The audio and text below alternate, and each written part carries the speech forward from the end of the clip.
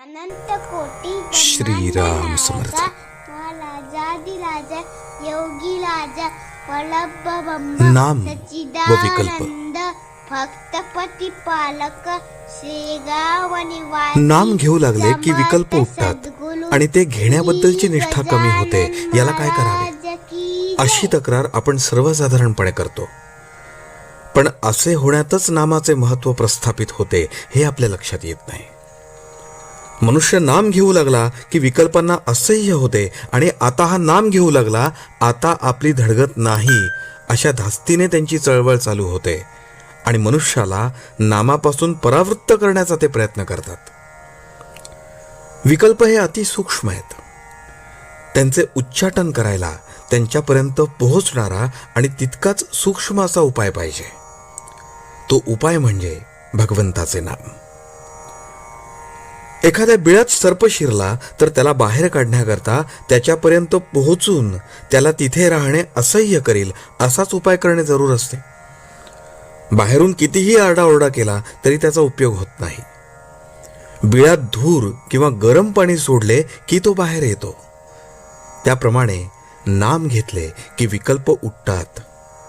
म्हणजे विकल्पांच्या मूळ ठिकाणापर्यंत नामाची आत जाऊन पोचली असे ठरते. तर मग नाम घेऊ लागल्यावर विकल्प येऊ लागले तर गांगरून न जाता हे सुचिन्ह आहे असे समजून विकल्पांच्या उच्चाटनाची गुरुकिल्ली मिळाली अशा जाणीवेने जास्त आस्थेने नाम घेण्याचा निश्चय करावा. हाच त्याला उपाय.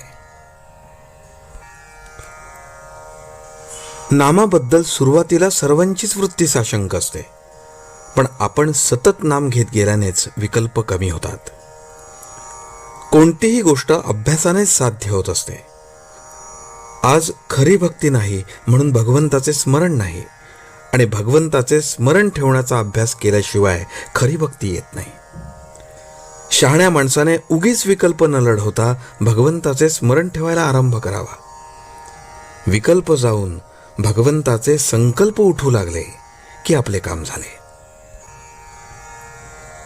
आपण रस्त्याने चाललो की नको ती माणसं भेटायचीच, पण आपण आपले चालणे चालू ठेवावे. तसे विकल्प आले तरी आपण आपले नाम सोडू नये. पण गंमत अशी होते की वाईट मनुष्य भेटला आणि आपण त्याच्याकडे लक्ष द्यायचे नाही असे म्हटले तरी तो मुद्दाम खाकरतो आणि आपले लक्ष वेधतो.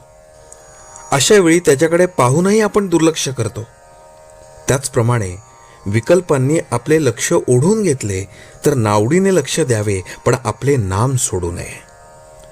शंका घ्यायचीच झाली तर नाम चालू ठेवून घ्या, म्हणजे ते नामच शंकांचे निरसन करील आणि विकल्पांनाही हळूहळू पायबंद घालील.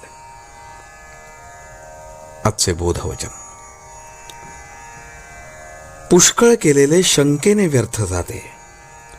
आपण नाम सोडणार नाही हे नक्की ठरवले की आपली वृत्ती निशंक होतेच होते.